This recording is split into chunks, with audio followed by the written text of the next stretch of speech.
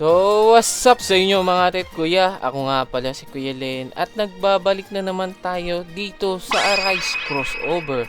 So, nandito ako ngayon para turuan kayo kung ano yung mga preparation na kailangan nyo dahil confirm, okay? Confirm na po ang World 2 or C2 sa next update. So, papakita ko sa inyo.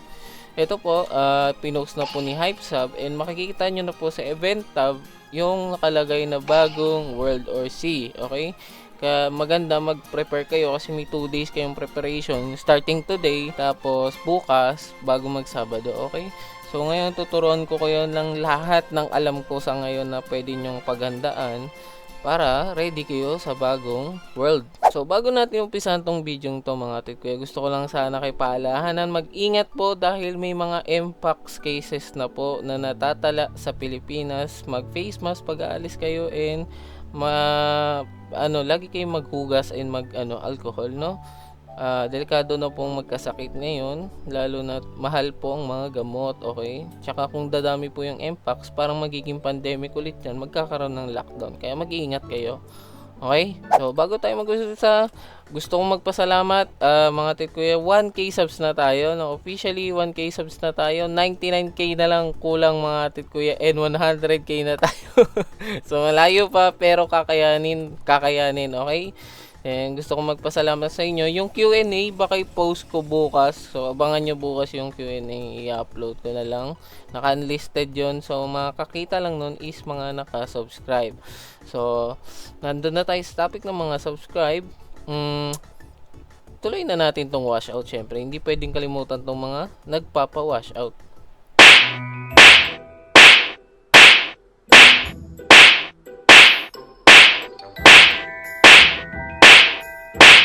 Okay, tuturuan ko na kayo. Ano po ba yung pinakauna nyong dapat ihanda para sa next world or bagong sea? Ang una nyong dapat ipaghanda is ang mga shadow ninyo mga tit kuya. So wag nyong gawing reference tong akin kasi talagang sinerte lang ako dito sa mga N plus ko. Huwag nyong ipagbasay na kailangan naka N plus din kayong lahat. So, ang minimum requirement para sa bagong world is magkaroon kayo ng full N unit. Okay? Full N team. Mas maganda mga tit kuya if Dad Monarch yung makukuha nyo kasi siya yung pinakamalakas na N unit ngayon. So, ang goal nyo at least makakakuha kayo ng full N. If kaya ng N plus, kumuha. Okay? So, may tuturo ako sa inyo bago kayo mag-crop na mga N, okay? May tuturo ko sa inyo. So, ayan, nandito tayo mga tit kuya. Diba may rank up tayo na shadow upgrader, yung para magtumaas yung rank ng mga shadow natin para maging N, no? Sabihin natin madami kayong G Dad Monarch. Wag nyo munang ika-crop sa N, okay? Wag nyo munang ika-crop sa N. Bakit kuya? Bakit di namin ika-crop sa N? Akala ko ba kailangan namin? Kasi nga, may 2 days pa kayo para mag-grind. Paano kung sa 2 days na yun, sa mga keys, okay? Sa mga keys ninyo, makakuha kayo ng N rank. Oh, edi sayang po yung ticket and dust nyo. Kasi isipin nyo magkano gumawa ng N na unit, okay? Pakita ko sa inyo ha. Ang mahal-mahal gumawa ng N unit mga tit kuya. Hindi dapat kayo basta-basta gumagawa agad. Tingnan nyo. 150 ticket, 800 legendary, tapos 1-3 na rare dust. Sige nga, o di ba? Kung isipin mo kung sa 2 days na yun nag-grind mo, nakakuha ka pa ng N kahit na-arise mo lang, makakatipid ka ng maraming resource, okay? Makakatipid kayo. So, kapag meron kayo madaming G na Dad Monarch, dito pala, G na Dad Monarch, huwag nyo muna i-crop, okay? Antayin nyo pong antayin nyo makapag-arise kayo ng N, okay? Antayin nyo makapag-arise sa last minute ng Friday, doon sa huling, bago magsabado, doon nyo muna kayo, kapag wala kayong nakuha talaga na N, doon na kayo mag-crop. At least, meron kayong, nakatabing resource, hindi yung inaubos nyo kagad yung resource nyo panggawa ng mga N or J rank. Antayin nyo makapag-arise kayo kasi may chance pa rin yan. Okay, tuturo ko naman sa inyo yung relics tsaka mga titles na kailangan nyo mamaya. So yun yung gusto ko lang sabihin sa shadows. Pagdating sa pagka-crop, huwag muna kayo magka-crop. Okay, antayin nyo muna makapag-arise kayo ng natural na shadow na N. Okay, so next naman, if gusto nyo ng N plus mga tit kuya, gusto ko rin yung N plus mo, gusto ko rin yung mga N plus mo. Ang marirecommend ko, mag-grind kayo sa muna, kay Jinwoo, okay? So kung wala kayong key, Jinwoo muna yung i-grind nyo kasi nag-i-spawn naman yan sa floor 30 and 40 madalas, okay? Tapos gamit lang kayo ng Arise Potion kahit isa or dalawa lang mga ate kuya. Tapos equip kayo ng mga Arise Lock tsaka rank up, okay? Yun, at least maano nyo lang kasi matchambahan nyo yun eh. Matchambahan nyo yun. Lalo na dun sa kahit kay dad, matchambahan yun. Huwag na kayong gumamit ng Arise Potion pagdating kay dad Monarch kasi masasayang lang yung ano nyo, yung potion nyo kasi almost depende kung sino kasama nyo. Tapos kung matataas DPS nyo, baka maubos yung buong 2 minutes, di nyo pa na-arise, diba? So, hindi ko recommended gumamit ng Arise Potion kay dad unless mataas ang DPS. Kay Jinwoo, pwede pa po, okay? Sa N plus Jinwoo, madaling i-grind yan every 45 minutes nung within that hour. Meron pong Infernal. Lagi nyo i-check yung Infernal kung may Jinwoo, okay? Bago kayo kunyari, may Hunter Key kayo, gusto nyo i-grind yung N plus dad, kaso may Infernal, i-check nyo muna Infernal, okay? Kasi yung key nyo, hindi naman mawawala, pero yung Infernal, may timer kasi, okay? Lagi nyo i-check yung Infernal. So, next naman na dapat meron kayo mga ate kuya is magandang weapon, okay? 2 weeks na pong walang update or bagong island, dapat meron na po kayong kahit SS na Royal Reaper na mythical, okay? Dapat meron na kayo niyan or kahit S lang. Sige, kahit S lang, okay na. Pero kung may SS kayo na legendary, mas okay, okay? So, yan. Dapat may weapon kayo. So, kuya, bakit mahalaga yung weapon? Hindi naman talaga yung pinaka-weapon yung mahalaga. Ang hahabulin nyo dun kasi, mga atit kuya, is yung enchant. Okay? Alam niyo yung bagong enchant na Shadow Affinity? So, yung Shadow Affinity, increase your shadow damage by the weapon damage. So, kung mas malakas weapon nyo, mas malakas yung shadow ninyo. Okay? Hindi nyo po kailangan yung shadow aspect, ha?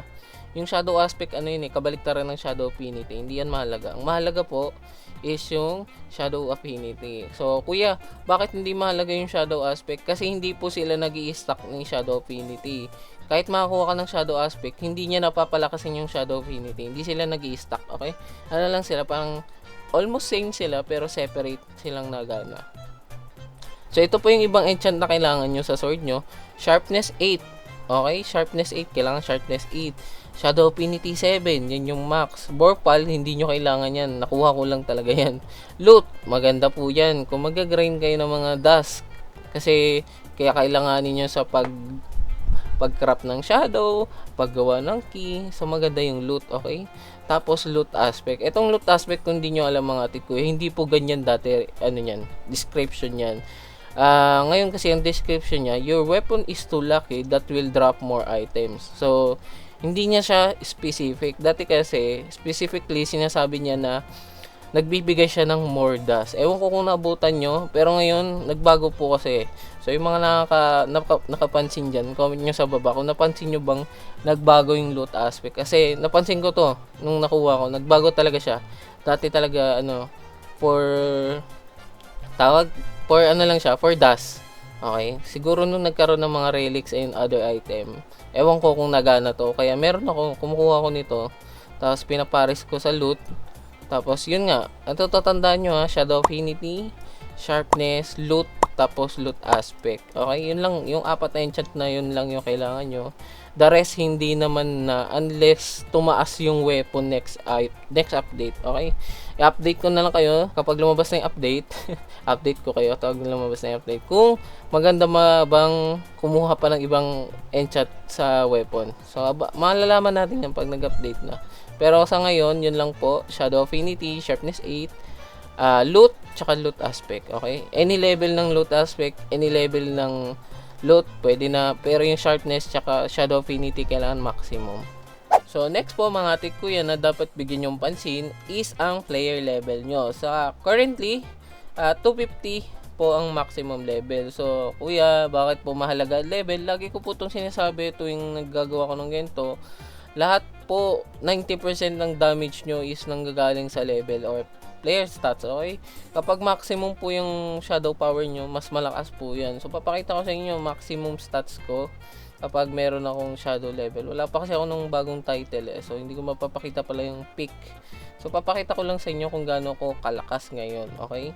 Nang may max stats, nang ma-compare nyo, nang may pakita ko sa inyo kung gaano talaga kahalaga, okay? Yan, nakita nyo yung relic ko. So, suot ko na lahat ng pampataas ng level. Tapos, may title na din ako, nakapampataas level. And, ito yung damage ko, okay? Kita nyo? Stats ng mga, shadow ko is nasa SP na po, okay? Papakita ko sa inyo, okay? Magre-reset ako para sa inyo, para maanohan kayo, kasi baka mamaya gusto nyo nakikita eh. Okay, magre-reset ako. Kita nyo, nare-reset ako ha. Kita nyo. 0-0 po lahat yan. Okay, 0-0. Tignan nyo kung anong stats ng shadow ko. Di ba? 248 SX. Mataas pa rin, pero nakita nyo yung talbog ng damage ng shadow ko kapag wala sa meron. Okay? Papakita ko sa inyo. Tingnan natin. Bin natin 10. Nakita yung shadow power 10. Okay, may 10 na ako shadow power. Kanina nasa 240, di ba? 368 na. Almost 100 SP yung tinaas, di ba? Ang taas, almost 100 SX. Ang taas po yung talbog. Okay, 10 ulit. 10 ulit. 489 na. 100 na naman na SX yung tumataas. Actually, mas mataas mo. Mga 120 nga ata yung binibigay. Okay, sabi natin may 100 ka, mga tit kuya. Kuha tayo ng 80. Okay, 80. Kunyari may 100 ka na sa shadow power mo. Meron ka na kagad na 1.45 SP. So, kita nyo, grabe po yung stats na binibigay ng player level. So, kaya kung di kayo nag-grind, yun yung isang mali ninyo, okay? Hindi kayo nag-grind ng level. Lagi ko pong sinasabi yan, mag-grind kayo ng level, mag-grind kayo ng quest. I-grind nyo, magpa-max kayo, okay? So, tuturuan ko kayo kung hindi nyo pa rin alam. Sa quest po, may main quest, tsaka yung may mga gento, yung special quest. Matataas po EXP niyan, okay? Ayun 30k EXP. Tapos yung main quest is, kaya ka bigyan ng 55 levels, okay? Isipin nyo yung 55 levels na yung gano'ng kalakas yun, di ba? So, ako kasi, max na ako, kaya hindi ko na kiniklaim tong iba. Wala na rin ako mapapala. Pero lang sa ticket, okay? Kiniklaim ko lang siya para sa ticket. Pero isipin nyo kung ano magagawa sa inyo ng 30k XP, di ba? Tapos may mga rewards pa yung iba, di ba? Yun, dagdag ko lang pala, pag magkiklaim kayo ng quest, tapusin nyo muna lahat, okay? Lahat, daily, weekly, or main quest, tapusin nyo muna lahat ng mga pwede nyong tapusin within that day. Saka kayo uminom ng EXP potion, okay? Bakit kuya? Bakit po iinom ng EXP boost or EXP potion? Kasi napatong po siya. Kasi nalaman ko lang to nung lately nga lang, nung saan ba yung sa Kindama pa? Yun, doon ko lang nalaman na nagana pala yung EXP boost, okay? Kaya gumamit kayo kapag magki-claim na kayo, gamit lang kayo nito isa, okay? Para hindi sayang yung EXP nyo, mas madadagdagan pa po. So, okay, pinakita ko sa inyo, player stats, talagang napaka-importante, okay?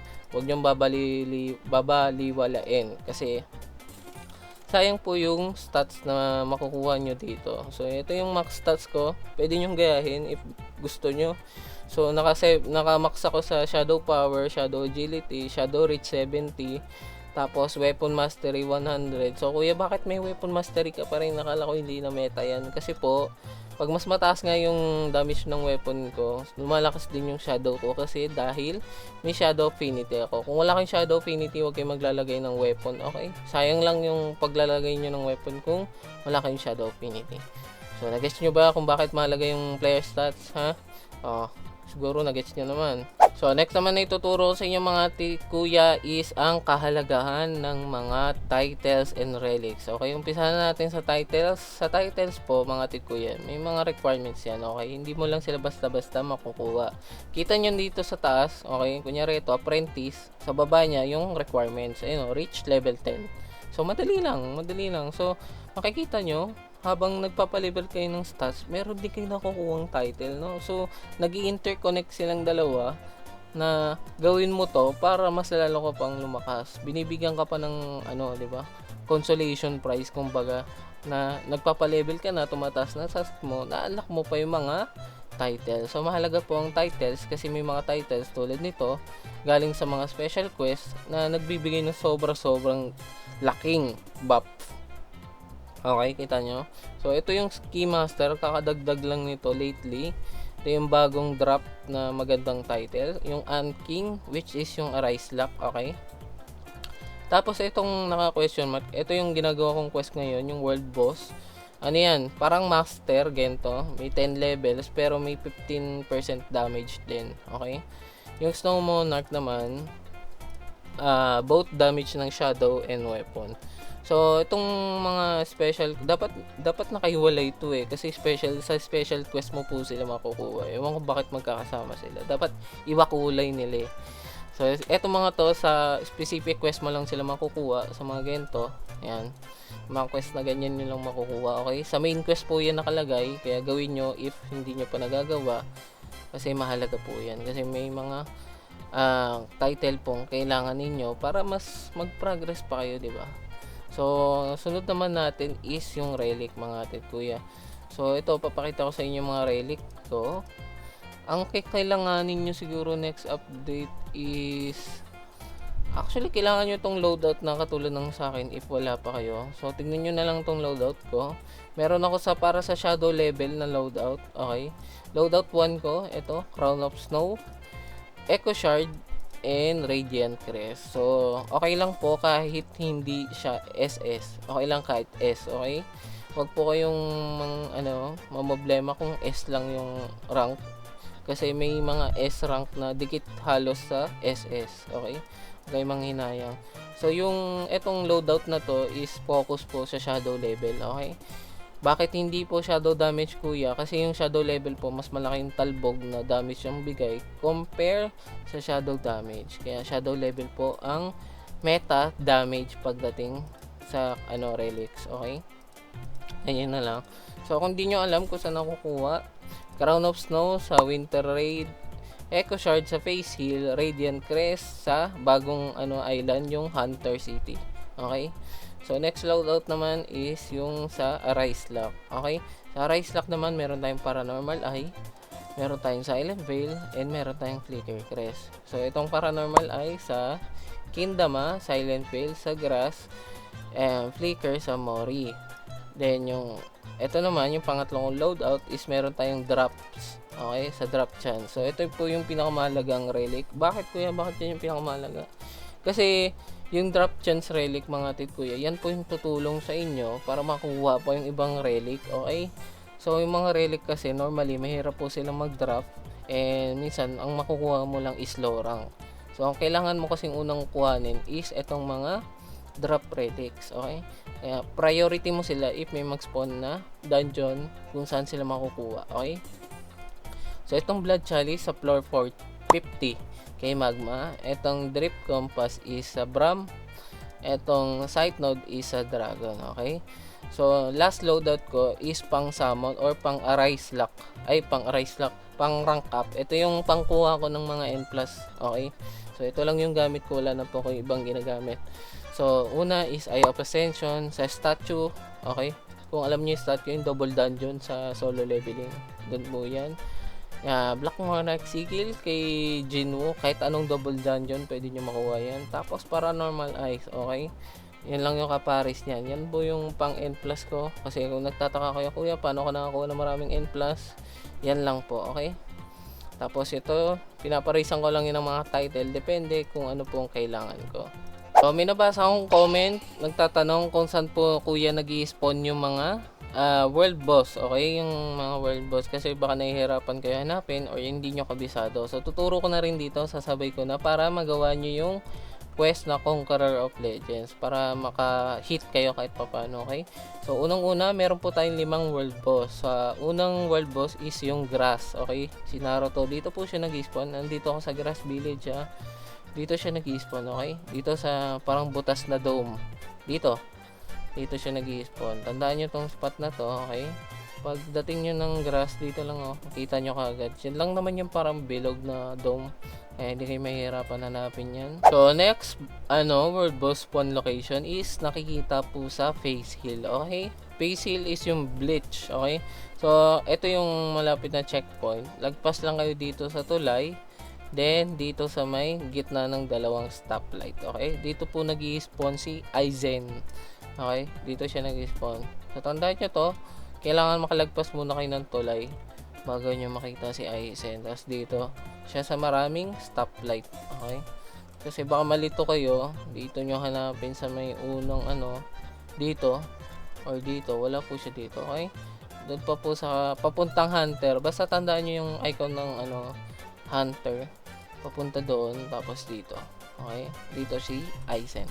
So next naman po na world boss is si Power, okay? Si Power is nakikita po sa Nippon, yung may chainsaw na icon. Kasi chainsaw man po tong anime na to. Dito po siya nakikita. Sa may X na to, kita nyo to. Yan, dyan po siya nag-i-spawn, okay? Baka malito kayo, baka dito nyo hanapin sa may square na to. Wala na po siya dyan. Dito lang po sa may X. So nakatayo lang dito si Power, makikita nyo. So malalaki naman tong world boss, kaya hindi kayo mahirapan hanapin. So next naman na world boss location mga titkuya is nakikita sa Dragon, okay? Sa Dragon City or Dragon Island. Dragon Ball, si Vegeta, okay? Dito po siya nakikita yung Ego Vegeta. Dito, okay? Dito sa bilog na to, kita nyo? Yan, pag ano nyo, hanapin nyo lang tong malaking ano na to. Itong malaking bilog na to, makikita nyo kagad to. Tapos dito, okay? Sa tinatayuan ko, dito lang siya nag-i-spawn. Last world boss is nakikita po sa Kendama, yung may alien, okay? Yung may alien na icon, kita nyo yan? So, dito po siya nag-i-spawn sa likod ng skull na to. Okay? Dito. Ito, kita nyo to. So, baka malito kayo kasi dalawang magkapaliktaran yan. Ang tandaan nyo na lang is yung pinag-i-spawnan nitong pink na to. Itong pink na Brute NPC. Dito siya. Okay? Dito sa tinatayuan ko. Okay? Yan, dyan. Tandaan nyo na lang. So, next na mga pwede nyong gawin mga titkuya, kung halos kompleto na kayo sa ibang bagay katulad ng shadow weapon, enchants, relic, kunyari kompleto kayo na kayo lahat doon, okay? So, sa mga kompleto na doon, ang pwede nyong gawin, mag-imbak po ng tickets, okay?